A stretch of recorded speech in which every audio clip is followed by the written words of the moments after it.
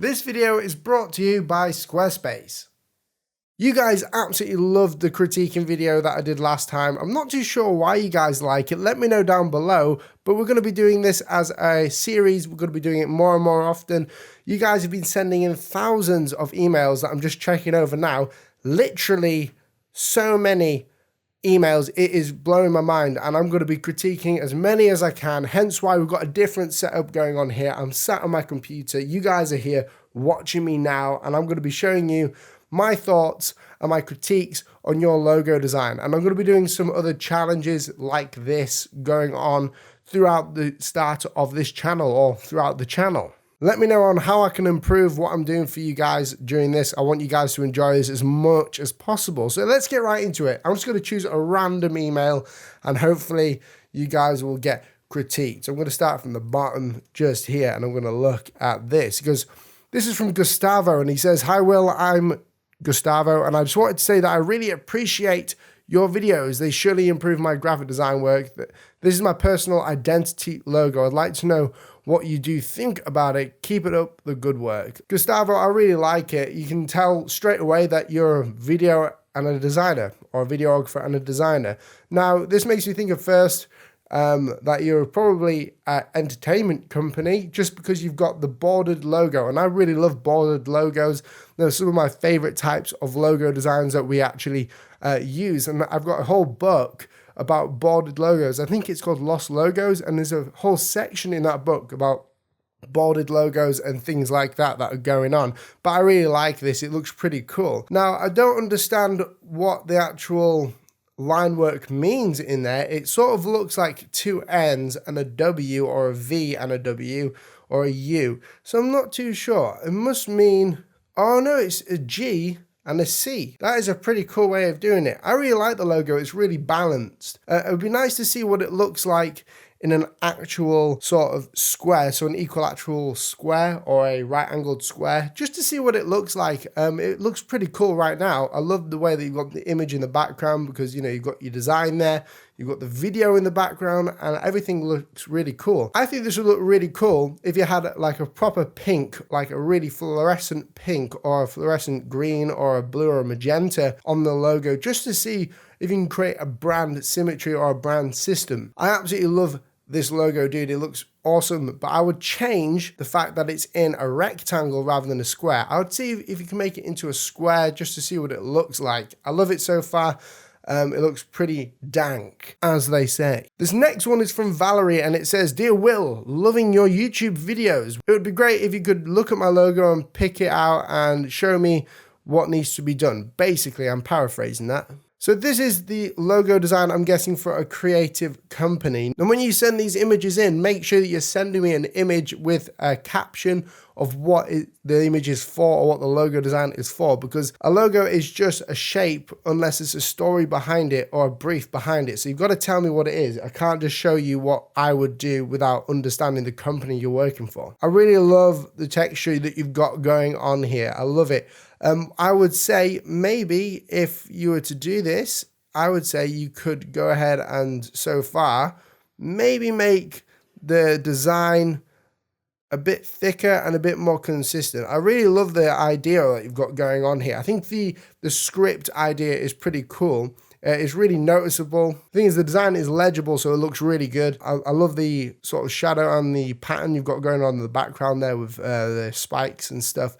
Not really sure what to call it. The drop shadow, I would maybe take this lined shadow away just because I don't personally like it. I wouldn't do that. I would also take away a bit of the texture because a logo needs to work without texture as well. No matter how vintage it is, it needs to work without texture. And that is because sign painters didn't always add texture to their work. And by sign painters, I mean people who used to paint signs for logos like Coca-Cola.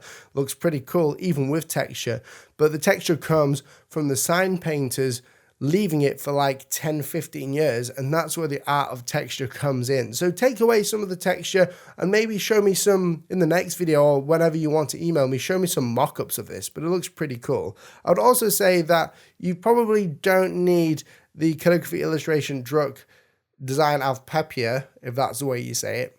I would say that you probably don't need that on the bottom and the top. I would say make the circle smaller, so that this area here of the design is coming out. Let me explain. If I was just to create a circle here, and this is a circle that you're working on in Illustrator, and let's just use a font right now. I don't know what you've called this, Elfin Bloom. I would say instead of having the text in the center of the logo like this, I would bring it out a bit more. So what I would do is I would get the actual logo type, Elfin Bloom, into the middle of the circle and expand it up. So bring it up so it goes out of the circle.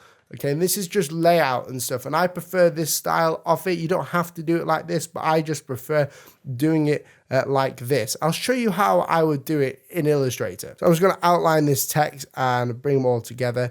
I've got my stroke of a circle here, and I'm just going to outline that stroke so we can use it as a base. Now, instead of having the logo type in the center like this, and then centering your artwork, it looks kind of flat and boring. But what you can do is expand it a bit outside of the circle like this, and then make sure that this is a compound path. And you can see at the top right hand corner here that it's a compound path. And then once you've done that, you go ahead and go to Object, Path, Offset Path, preview it, and just see that you've got this border around there. And you can change the offset to as much as you like or as least as you like. Press OK. Shift click the circle behind it and go to minus front.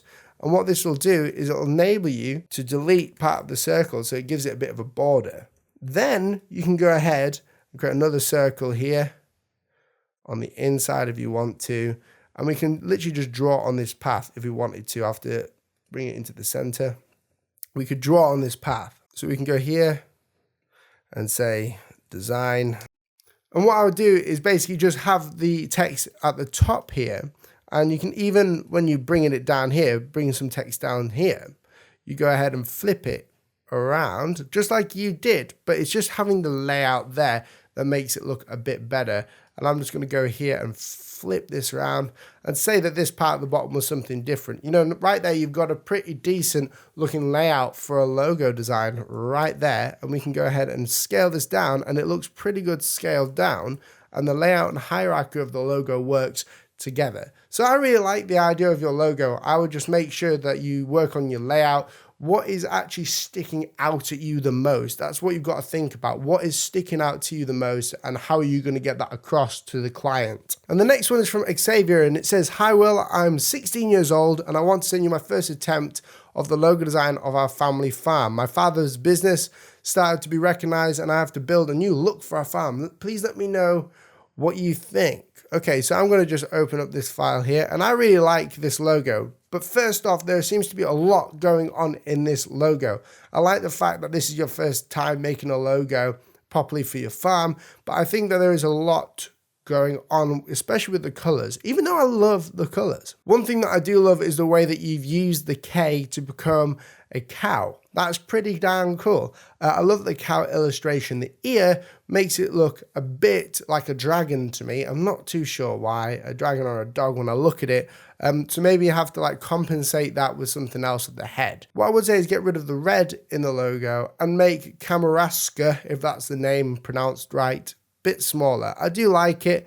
It looks pretty cool. There's a lot to work on with this, but as a first attempt, dude, it looks amazing. I can't really show you in this video what I would do personally to it, but just keep working at it, look at inspiration and carry on with it. And the next one is from Merrick Farris. "Hello, my name is Merrick Farris. I'm a big fan of your hand lettering and logos. I would like it if you could critique this logo for me, as it's my first logo and I would love to know how to improve." Okay, here we go. Okay, so this is Farris Design. So the first thing I love about this is one, the color scheme, and the layout looks pretty cool as well. Now, the problem that I have already if I was a client to this, even though I'm not, is what is the logo? Is it the abstract iconography on the left, or is it the word mark on the right? So I'm going to treat this as two different logo designs for two different reasons, and those reasons being they could be used in different areas. So the first one is Farris Design. I really love this logo here. Now, the only thing I would change about this is making these lines a bit easier to see. So you see this line right here?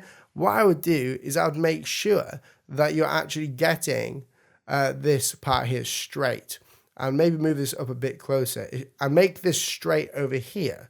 Now, the cool thing about this is I love the way that you've got the F and the D working together. Now, I don't know if this would create a balancing issue, but if you were to create the F and the D without this part here with the D coming down here, just delete this part here and I think it'll look a lot better because it's more sans serif than you think. And it would be easier for balancing reasons as well. Now for the Forest Design word marker over here on the right, I would say that make sure that you're using not block capitals with bold typefaces. Either use the same typeface in the same weight or keep everything capped, if I'm saying that correctly. Just because it looks a bit too much and it doesn't look too good. I would say just go ahead and make them all block capitals or all lowercases with the same weight. So don't just put bold on the first letter. Looks really good though, dude. For a first try, that's insane. So this next one is from Jaclyn Smith, and it says, "Hi there, recently created this logo design for my musician friends, would love your input." And this is the logo design here, Josh Ferrer, I think that's the word for it. And I love it. I can already see that you've used a trumpet or some sort of thingy instrument for it. I forgot the name. And I really like it. It looks pretty cool. What I would say is that maybe the choice of brush lettering is different to what it should be. And I love the idea that it's abstract. And if this is what you wanted, it looks pretty cool. I like it. The only issue that I would have with this is this part of the J. It looks nice, but it's really bugging me that we haven't got the swoosh at the top, like with the F. And I think that would look amazing if you had a downward swoosh coming up like so, making it complete. And I would say if it's very small, it's going to be hard for people to read Josh. So I would go ahead and make that swoosh at the top of the J to form the J properly. So when it's very small, people can see it. When it's on a business card, people can see it even better. Also with the R's here, have you ever thought about using a real R instead of the script R? That might work better, or having even more variations between the R's. Now, because it looks really nice, I'm not saying it doesn't look nice. I would just go ahead and change the R's a little bit to make them even better than they already are. Maybe give them a bit of variation with the style you've got going on here. Overall, I really like it and it looks pretty cool. Well done. So this next one is from Valentin Lacoste, and I'm sorry if I don't know how to pronounce your name. And it says, "Hi, Will, I sent you 2 pieces of work that I've been working on. Both were for a truck company. Hope you like it and critique it well. Winky face."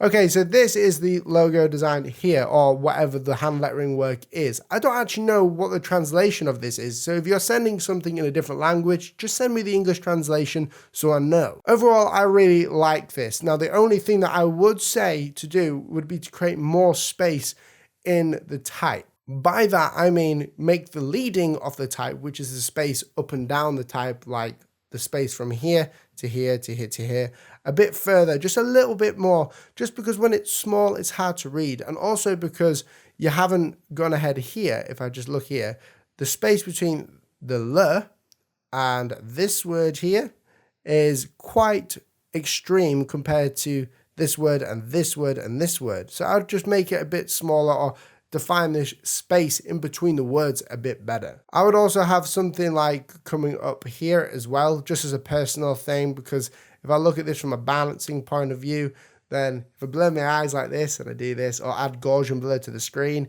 then you can see that there's a bit of a balancing issue. It leans towards the left. And what you want it to do really is you want it to be an all-encompassing piece of hand lettering. But I must say that it looks really good. The next thing that I've just noticed about this is this letter mark right here. I'm not too sure what it is. I think it's an R. Now what I would do is make this into a more pronounced R, get rid of this little tail here, or attach it to this one here. So I'll just work on this R a little bit, but that could just be a translational thing with me not being French. Really like it though, looks really cool. This next one is from Marcus. "Hey Will, here's a logo of mine for you to critique. It's for an online event blog magazine called Explore Korea. Best wishes." Okay, let's have a look. Explore Korea. I really like that. What I really love about this is the fact that you've got this O in here. And this is a very good example of a clean logo. Now, not all companies need a hand-lettered logo design. I'm working on one right now that doesn't need any sort of hand lettering to it. It just needs abstract shapes to it, or good type in it. So what I love about this is that you've got this whole balancing thing going on here, and it looks super duper cool. Now the color choice, I would say make it more purple or magenta, just because it kind of looks black right now. It doesn't look like the best color, unless that's what the client have asked for and you advise them anyway. And I love the fact that you've got this border here, which looks so cool, which is like a cabin, right? It looks really cool. It acts as an arrow too, and the balancing is really cool. I'd maybe just move Explore Korea down a little bit just to fit in line with this square here. And then maybe have like an icon at the top if they wanted an icon. But I love this logo. It looks really cool. Hey guys, that is it for this video. I've critiqued some of your logo designs. I'm going to be doing this more than once a week, so make sure you send in your artwork to the email address linked below. I hope you guys really enjoyed that critiquing video. Again, I've got a new background and stuff like that just for this type of video. I'm sat on my computer at the minute, so I hope you guys enjoy this sort of thing. I just wanted to take a minute to thank Squarespace for sponsoring this video. If you don't know, Squarespace is an amazing website platform where you can build and make your own creative website. I've been using Squarespace for a number of years now, and I've got an awesome cover page that you can go and check out over at my website at willpatterson.space. And basically I get all my client work from there. I sell my products on there, and I use it for everything that I do to connect myself to the internet. It's my corner of the internet, and if you guys want one, then click the link in the description below to find out more information about Squarespace. It's really a really good website, and you don't have to be a geek or a designer to make one at all. They've got some awesome templates for you to work with. Anyway, thank you so much for watching this video. Thank you Squarespace for sponsoring this video, and I'll catch you guys in the next video. See you soon. Bye.